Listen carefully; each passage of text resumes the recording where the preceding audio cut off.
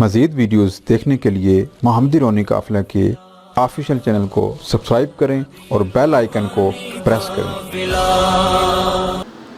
اللہم صلی علی محمد وعلی آل محمد وبارک وسلم۔ اللہم فاطر السماوات والارض عالم الغیب والشہادۃ الرحمن الرحیم، انی اعہد الیک من هذه الحیاۃ الدنیا بانک انت اللہ الذی لا الہ الا انت وحدک لا شریک لک وان محمدا عبدک ورسولک فلا تکلنی الی نفسی فانک تکلنی الی نفسی تقربنی من الشر وتباعد لی من الخیر وإني لا أثق إلا برحمتك فاجعل رحمتك لي عندك أحدا تؤدي إلى يوم القيامة إنك لا تخلف الميعاد۔ اللهم صل على محمد وعلى آل محمد وبارك وسلم۔ سبحان اللہ وبحمدہ سبحان اللہ العظیم۔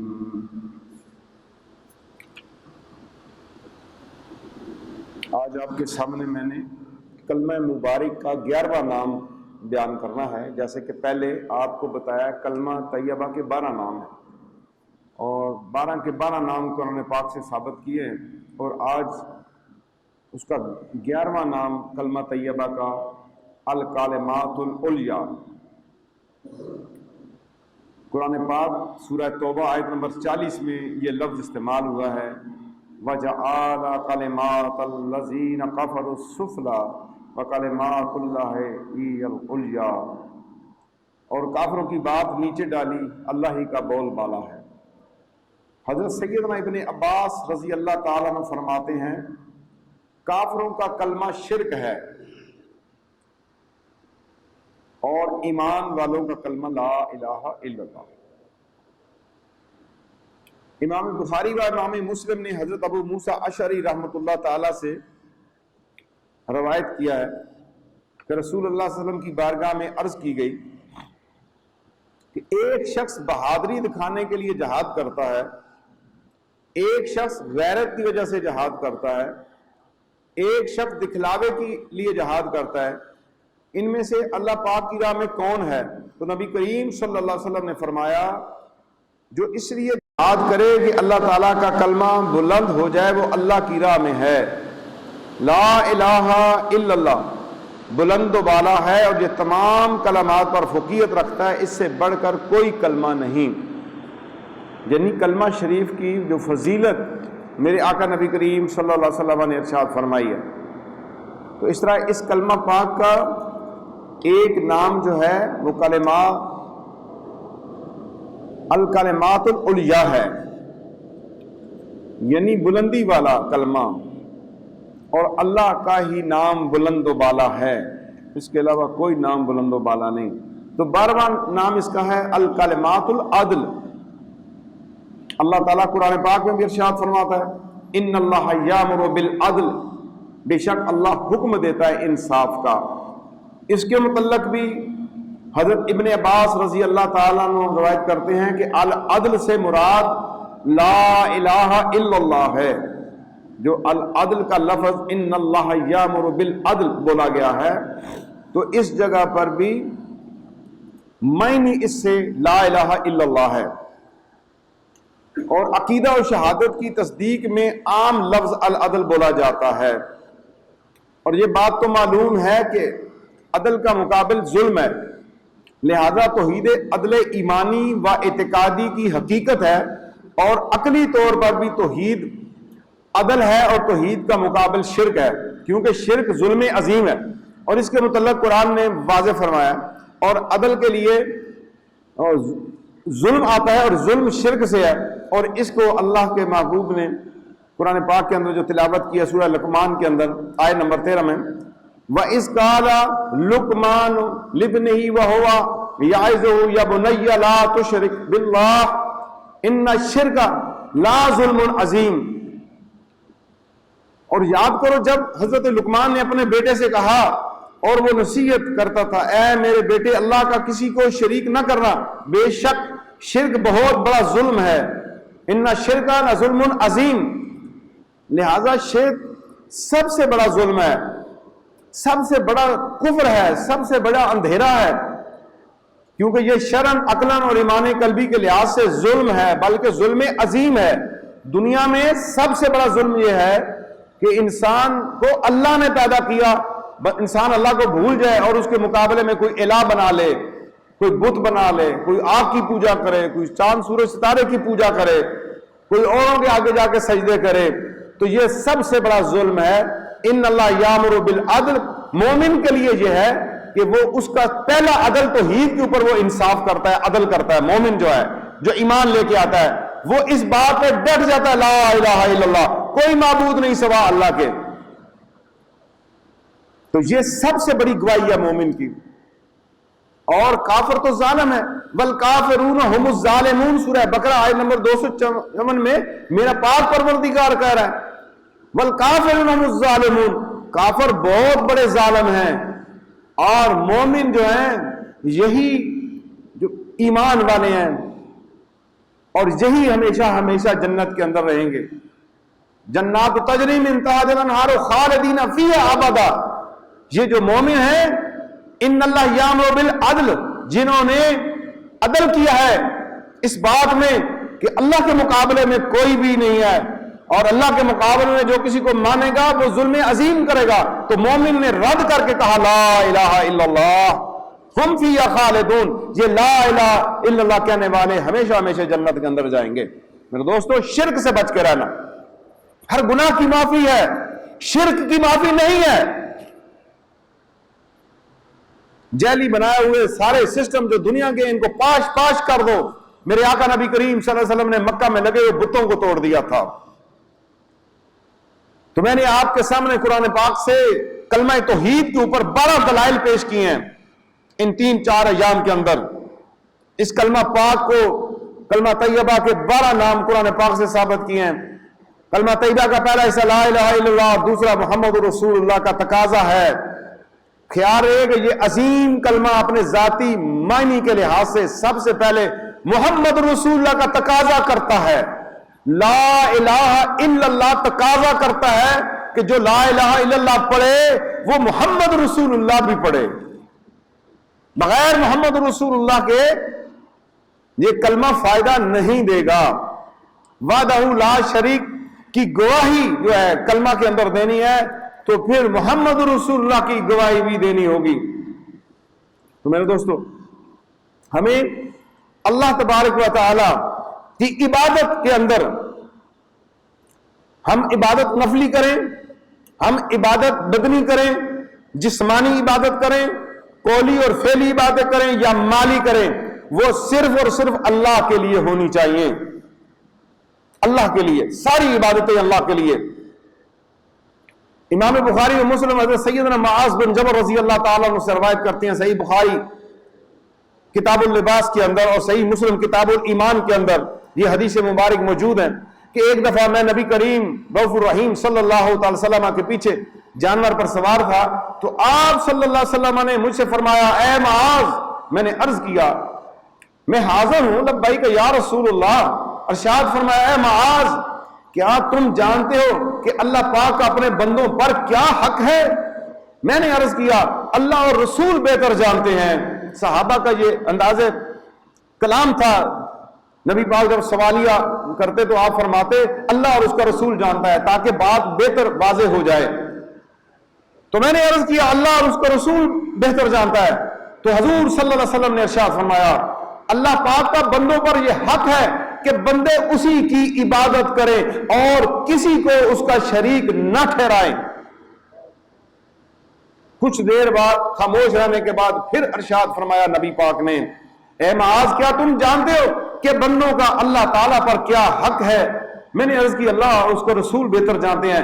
تو پھر میرے آقا و مولا صلی اللہ علیہ وسلم نے ارشاد فرمایا بندوں کا اللہ پاک پر حق یہ ہے کہ یہ بندے اس کی عبادت کریں اور اس کا کسی کو شریک نہ ٹھہرائیں. تو پھر کیا ہوگا؟ تو اللہ ان کو عذاب نہیں دے گا. لہذا عبادت کی ان تمام اقسام کی معرفت بندے کو اللہ تعالی کے سکھانے ہی سے حاصل ہوتی ہیں. ہمیں چاہیے کہ ہم اللہ کی معرفت کو حاصل کریں، اور اس معرفت کے لیے اللہ نے رسول بھیجے ہیں.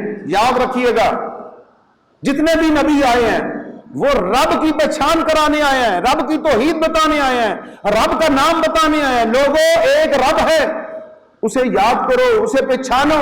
اس کے بارے میں تم نے عالم ارواح میں الست بربکم کے اوپر تم نے قالوا بلا کا اقرار کیا ہے. لوگوں دنیا میں جھوٹے خداؤں سے بچ جاؤ اور ایک خدا کے ہو جاؤ، کیونکہ سارے کے سارے نبی اللہ کا پیغام دینے آئے ہیں. اللہ تبارک و تعالی ہمیں اپنے محبوب صلی اللہ علیہ وسلم کے پیغام کے اوپر لبیک کہنے کی توفیق دے، شرک اور بدعات سے بچائے، گناہ صغیرہ اور کبیرہ سے محفوظ فرمائے. میرے جتنے بھی احباب مہمان آج کی اس بابرکت مجلس دعوت اس افطاری میں تشریف لائے ہیں، میں آپ کا بہت ممنون و مشکور ہوں. اللہ آپ کو جزائے خیر دے، آپ کا آنا باعث رحمت ہو، باعث برکت ہو. اللہ تعالیٰ آپ سب کی دعائیں اور حاجتیں پوری فرمائے. الحمدللہ رب العالمین والصلاة والسلام علی سید الانبیاء والمرسلین. اللہم صلی علی محمد وعلی آل محمد وبارک وسلم. استغفر اللہ تعالی ربی من کل ذنب واتوب الیہ. لا الہ الا انت سبحانک انی کنت من الظالمین. رب اغفر وارحم وانت خیر الراحمین. مولا ہم سب کے گناہ معاف کر دے. اے اللہ ہم تیری بارگاہ میں تیری محبت کا سوال کرتے ہیں، تجھ سے عافیت کا سوال کرتے ہیں، تجھ سے مغفرت کا سوال کرتے ہیں. مولا ہمیں شرک سے بچا، بدعات سے بچا، ظلم عظیم سے بچا، گناہوں سے بچا، نفس و شیطان کے شر سے بچا. اے اللہ برے اعمال سے بچا، نیکی کی توفیق عطا فرما. اللہم صلی علی محمد وعلی آل محمد وبارک وسلم.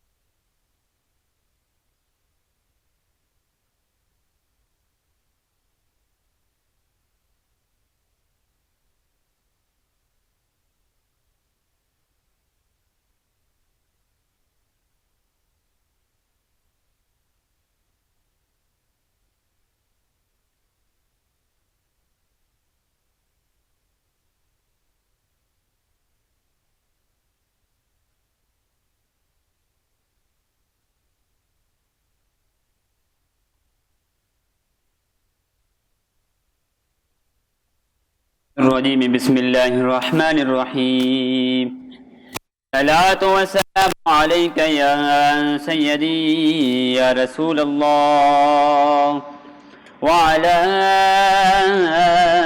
آلك وأصحابك يا سيدي يا حبيب الله الصلاة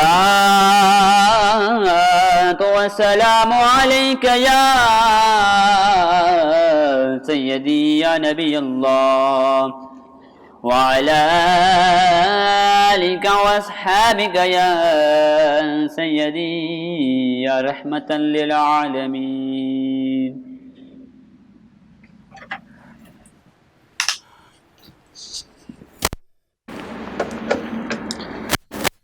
الله أكبر الله أكبر الله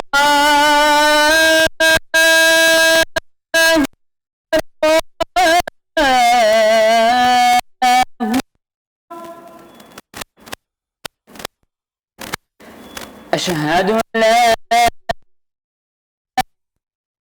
إلا الله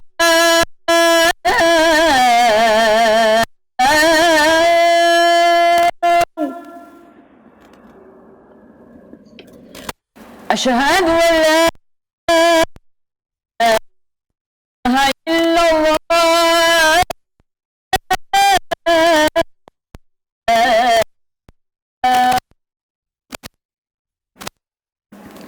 أشهد أن محمدا رسول الله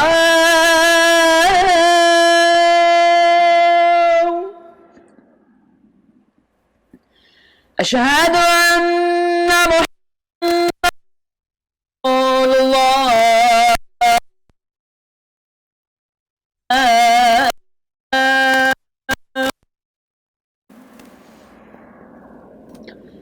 حي على الصلاة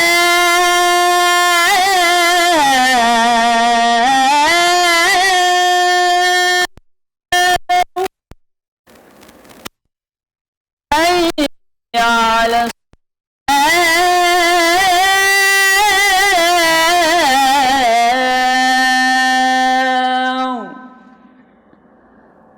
حي على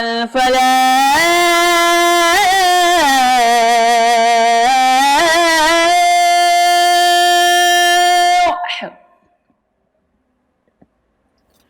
حي على الفلاح